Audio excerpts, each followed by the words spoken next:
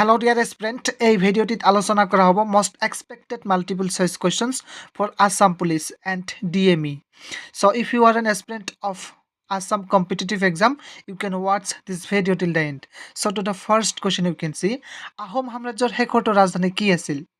Option কেইটাৰ ভিতৰত ইয়াৰ correct অপশনটা হ'ব অপশন বি। অপশন বি হ'ব যোৰহাট। আহোম সাম্ৰাজ্যৰ শেষৰটো ৰাজধানী আছিল যোৰহাট। নেক্সট কুৱেশ্যন, ভাৰতৰ সংবিধান কেতিয়া গ্ৰহণ কৰা হৈছিল? Correct option is C, 26 November 1949। ভাৰতৰ সংবিধান 26 নৱেম্বৰ 1949 চনত গ্ৰহণ কৰা হৈছিল। নেক্সট কুৱেশ্যন, ৰাজ্যসভাৰ অধ্যক্ষ কোন হয়? অপশন এ আছে উপ ৰাষ্ট্ৰপতি, বি লোকসভাৰ অধ্যক্ষ, সি প্ৰধানমন্ত্ৰী এন ডি ৰাষ্ট্ৰপতি। আপুনি যদি অপশন এৰ কথা ভাবিছে তেন্তে ইউ আৰ টোটালি কাৰেক্ট। চ' ৰাজ্যসভাৰ অধ্যক্ষ হয় উপ ৰাষ্ট্ৰপতি, মনত ৰাখিব। দিছ কুৱেশ্যন ইজ ভেৰি ইম্পৰ্টেণ্ট, কাৰণ এই কুৱেশ্যনটো বাৰে বাৰে পৰীক্ষাত ৰিপিটেড হোৱা দেখা যায়। নেক্সট কুৱেশ্যন, শ্ৰীমন্ত শংকৰদেৱৰ প্ৰথম পত্নীৰ নাম কি আছিল? অপশন এ আছে Kalindi, B Suryawati, C Satyawati, and D Rukmini. Let's check the correct option. Correct option is B. Srimanta শংকৰদেৱৰ প্ৰথম পত্নীৰ নাম আছিল সূৰ্যৱতী। নেক্সট কুৱেশ্যন, নীতি আয়োগৰ অধ্যক্ষ কোন? অপশন এ আছে বিত্তমন্ত্ৰী, বি প্ৰধানমন্ত্ৰী, C R B I governor, and D উপ ৰাষ্ট্ৰপতি। Let's check the correct option. Correct option is B. নীতি আয়োগৰ অধ্যক্ষ হয় প্ৰধানমন্ত্ৰী। নেক্সট কুৱেশ্যন, অসমৰ কোনটো জিলাত জোনবিল মেলা অনুষ্ঠিত হয়? Option A Morigaon, B Nagaon, C Golaghat, and D Karbi Anglong. আপুনি যদি অপশন এৰ কথা ভাবিছে তেন্তে ইউ আৰ টোটেলি কাৰেক্ট। অসমৰ মৰিগাঁও জিলাত জোনবিল মেলা অনুষ্ঠিত হয়। নেক্সট কুৱেশ্যন, অসমৰ কোনজন সাহিত্যিকক সাহিত্যৰথী বুলি জনা যায়? অপশন কেইটাৰ ভিতৰত ইয়াৰ কাৰেক্ট অপশনটা হ'ব অপশন চি। অপশন চি হ'ব লক্ষ্মীনাথ বেজবৰুৱা। নেক্সট কুৱেশ্যন, অসমৰ প্ৰথম মহিলা স্বাধীনতা সংগ্ৰামী কোন আছিল? অপশন এ আছে কনকলতা বৰুৱা, বি নলিনীৱালা দেৱী, চি পুষ্পলতা দাস, ডি চন্দ্ৰপ্ৰভা শইকীয়া। ইয়াৰ কাৰেক্ট অপশনটা হ'ব অপশন এ। অপশন এ হ'ব কনকলতা বৰুৱা। অসমৰ প্ৰথম মহিলা স্বাধীনতা সংগ্ৰামী আছিল কনকলতা বৰুৱা। নেক্সট কুৱেশ্যন, অসমৰ প্ৰথম মহিলা বিশ্ববিদ্যালয় ক'ত অৱস্থিত? Option A Dibrugarh, B Guwahati, C Silchar, and D Jorhat. Let's check the correct option. Correct option is D. If you are thinking about option D then you are totally correct. অসমৰ প্ৰথম মহিলা বিশ্ববিদ্যালয় যোৰহাটত অৱস্থিত। নেক্সট কুৱেশ্যন, অসমৰ প্ৰথম চলচ্চিত্ৰ কোনটো? অপশন কেইটাৰ ভিতৰত ইয়াৰ কাৰেক্ট অপশনটা হ'ব অপশন বি। অপশন বি হ'ব জয়মতী। অসমৰ প্ৰথম চলচ্চিত্ৰটো হৈছে জয়মতী। নেক্সট কুৱেশ্যন, স্বাধীনতাৰ সময়ত অসমত কেইখন জিলা আছিল? অপশন এ আছে 10, B 13, C 15, and D 17। Which is the correct option dear aspirant? If you are thinking about option B then you are totally correct.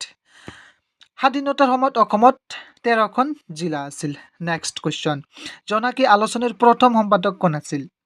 Option কেইটাৰ ভিতৰত ইয়াৰ কাৰেক্ট অপশনটা হ'ব অপশন এ। অপশন এ হ'ব চন্দ্ৰকুমাৰ আগৰৱালা। জোনাকী আলোচনীৰ প্ৰথম সম্পাদক আছিল চন্দ্ৰকুমাৰ আগৰৱালা। নেক্সট কুৱেশ্যন, অসমৰ ৰাজধানী শ্বিলঙৰ পৰা দিছপুৰলৈ কিমান চনত স্থানান্তৰিত কৰা হৈছিল? অপশন কেইটাৰ ভিতৰত ইয়াৰ কাৰেক্ট অপশনটা হ'ব অপশন বি। অপশন বি হ'ব 1972। 1972 চনত অসমৰ ৰাজধানী শ্বিলঙৰ পৰা দিছপুৰলৈ স্থানান্তৰিত কৰা হৈছিল। নেক্সট কুৱেশ্যন, ভূপেন হাজৰিকাক দাদা চাহেব ফাল্কে বঁটা কিমান চনত দিয়া হৈছিল? ইয়াৰ কাৰেক্ট অপশনটা হ'ব অপশন চি। অপশন চি হ'ব 1993। 1993 চনত ভূপেন হাজৰিকাক দাদা চাহেব ফাল্কে বঁটা প্ৰদান কৰা হৈছিল, মনত ৰাখিব। দিছ question is also' very important. Next question, অসমৰ প্ৰথম চিনেমা জয়মতী কিমান চনত মুক্তি পাইছিল? ইয়াৰ কাৰেক্ট অপশন কোনটো হয় আপোনালোকে যদি জানে অতি সোনকালে কমেণ্ট বক্সত কমেণ্ট কৰি জনাব, ঠিক আছে? যদি আপুনি অপশন এৰ কথা ভাবিছে তেন্তে ইউ আৰ টোটেলি কাৰেক্ট। 1935 চনত অসমৰ প্ৰথম চিনেমা জয়মতী মুক্তি পাইছিল। নেক্সট কুৱেশ্যন, অসম সাহিত্য সভাৰ প্ৰথম সভাপতি কোন আছিল? অপশন এ আছে Krishnakanta Sandikai, B Lakshminath Bezbaruah, C Hemchandra Barua, D Padmanath Gohain Barua. ইয়াৰ কাৰেক্ট অপশনটা আপোনালোকে নিশ্চয় জানে। ইয়াৰ কাৰেক্ট অপশনটা হ'ব অপশন ডি। অপশন ডি হৈছে পদ্মনাথ গোহাঞি বৰুৱা। অসম সাহিত্য সভাৰ প্ৰথম সভাপতি আছিল পদ্মনাথ গোহাঞি বৰুৱা। নেক্সট কুৱেশ্যন, অসমৰ প্ৰথম মাউণ্ট এভাৰেষ্ট বিজয়ী কোন? দিছ কুৱেশ্যন ইজ ভেৰি ইজি, আপোনালোকে সকলোৱে নিশ্চয় জানে। ইয়াৰ কাৰেক্ট অপশনটা হ'ব অপশন এ। অপশন এ হ'ব তৰুণ শইকীয়া। অসমৰ প্ৰথম মাউণ্ট এভাৰেষ্ট বিজয়ী হৈছে তৰুণ শইকীয়া। নেক্সট কুৱেশ্যন, অসমত শ্বহীদ দিৱস কেতিয়া পালন কৰা হয়?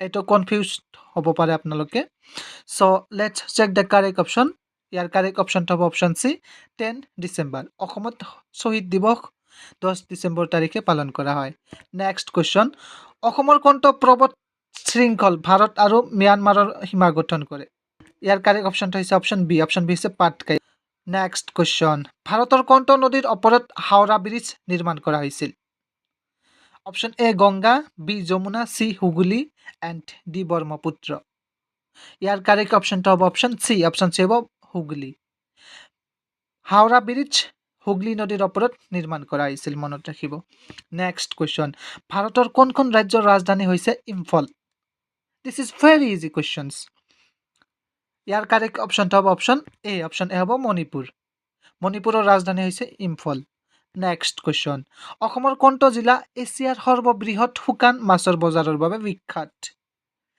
এই কোৱেশ্চনটো বহুত ইম্পৰ্টেণ্ট হয় আপোনালোকে যদি নাজানে ভালদৰে মনত ৰাখিব ঠিক আছে ইয়াৰ কাৰেক্ট অপশনটো হয় অপশন সি হয় জাগিৰত এই কোৱেশ্চনটো বহুতবাৰ ৰিপিট হোৱা দেখা গৈছে পৰীক্ষাত অসমৰ জাগিৰত জিলাত এছিয়াৰ সৰ্ববৃহৎ শুকান মাছৰ বজাৰ আছে ঠিক আছে নেক্সট কোৱেশ্চন ভাৰতৰ কোনখন ৰাজ্যত সৰ্বাধিক ৰাষ্ট্ৰীয় উদ্যান আছে ইয়াৰ কাৰেক্ট অপশনটো হ'ব অপশন এ হ'ব মধ্যপ্ৰদেশ ভাৰতৰ মধ্যপ্ৰদেশ ৰাজ্যত সৰ্বাধিক ৰাষ্ট্ৰীয় উদ্যান আছে নেক্সট কোৱেশ্চন ভাৰতৰ ৰাজ্যসমূহৰ ৰাজ্যপালক কাৰ দ্বাৰা নিয়োগ কৰা হয় অপশন এ আছে প্ৰধানমন্ত্ৰী বি ৰাষ্ট্ৰপতি সি মুখ্যমন্ত্ৰী এণ্ড ডি মুখ্য ন্যায়াধীশ ইয়াৰ কাৰেক্ট অপশনটো হ'ব অপশন বি হ'ব ৰাষ্ট্ৰপতি ভাৰতৰ ৰাজ্যসমূহৰ ৰাজ্যপালক ৰাষ্ট্ৰপতিয়ে নিয়োগ কৰে মনত ৰাখিব দিছ question is also' very important next question অসমৰ কোনখন জিলা প্ৰথম কাৰ্বন মুক্ত জিলা হিচাপে ঘোষণা কৰা হৈছিল অপশন এ আছে মাজুলী বি কামৰূপ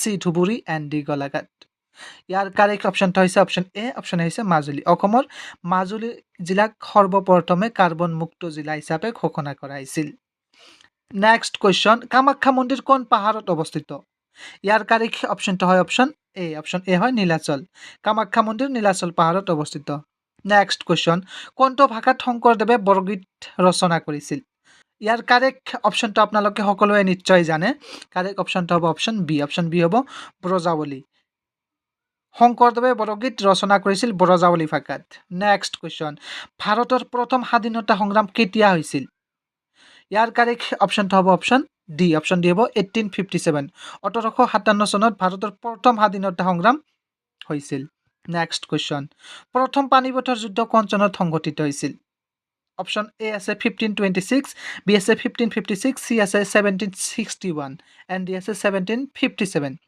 ইয়াৰ কাৰেক্ট অপশনটো হ'ব অপশন এ হ'ব 1526 প্ৰথম পানিপথৰ যুদ্ধ 1526 চনত সংঘটিত হৈছিল next question British East India company কেতিয়া গঠন হৈছিল ইয়াৰ কাৰেক্ট অপশন কোনটো আপোনালোকে যদি জানে নিশ্চয় কমেণ্ট বক্সত অতি সোনকালে কমেণ্ট কৰি জনাওক ইয়াৰ কাৰেক্ট অপশনটো হ'ব অপশন বি হ'ব 1599 1599 চনত ব্ৰিটিছ ইষ্ট ইণ্ডিয়া কোম্পানী গঠন হৈছিল নেক্সট কুৱেশ্যন কোনখন দেশক সূৰ্যোদয়ৰ দেশ বুলি কোৱা হয় অপশন কেইটাৰ ভিতৰত ইয়াৰ কাৰেক্ট অপশনটো হ'ব অপশন ডি হ'ব জাপান জাপানক সূৰ্যোদয়ৰ দেশ বুলি কোৱা হয় ঠিক আছে মনত ৰাখিব নেক্সট কুৱেশ্যন ৰাষ্ট্ৰসংঘৰ মুখ্য কাৰ্যালয় ক'ত অৱস্থিত অপশন কেইটাৰ ভিতৰত ইয়াৰ কাৰেক্ট অপশনটো হ'ব অপশন বি হ'ব নিউয়ৰ্ক ৰাষ্ট্ৰসংঘৰ মুখ্য কাৰ্যালয় নিউয়ৰ্ক চহৰত অৱস্থিত নেক্সট কুৱেশ্যন বিশ্বৰ সৰ্বাধিক জনবহুল দেশ কোনটো ইয়াৰ কাৰেক্ট অপশনটো আপোনালোকে কোনটো ভাবিছে নিশ্চয় জনাব যদি আপোনালোকে জানে অপশন বি হ'ব কাৰেক্ট অপশন ঠিক আছে ভাৰত 2023 পৰা ভাৰত হৈছে সৰ্বাধিক জনবহুল দেশ নেক্সট কুৱেশ্যন বিশ্বৰ দীৰ্ঘতম নদী কোনটো অপশন এ আছে Amazon B Ganga C Nile and D Yangtze ইয়াৰ কাৰেক্ট অপশনটো অপশন সি হয় নীল বিশ্বৰ দীৰ্ঘতম নদীটো হৈছে নীল নেক্সট কুৱেশ্যন কোন দেশৰ ৰাজধানী Brasilia if you are thinking about option B then you are totally correct option B হৈছে ব্ৰাজিলিয়া হৈছে ব্ৰাজিল দেশৰ ৰাজধানী নেক্সট কুৱেশ্যন বিশ্বৰ সৰ্বাধিক কফি উৎপাদন কৰা দেশ কোনটো অপশন এ আছে Bharat B Ethiopia C Colombia and D Brazil ইয়াৰ কাৰেক্ট অপশনটো হ'ব অপশন ডি হ'ব ব্ৰাজিল বিশ্বৰ সৰ্বাধিক কফি উৎপাদন কৰা দেশটো হৈছে ব্ৰাজিল নেক্সট কুৱেশ্যন কোন দেশত আইফেল টাৱাৰ আছে ইয়াৰ কাৰেক্ট অপশনটো হ'ব অপশন বি অপশ্যন বি হ'ব ফ্ৰান্স ফ্ৰান্সত আইফেল টাৱাৰ অৱস্থিত নেক্সট কুৱেশ্যন কোনটো মহাদেশত কোনো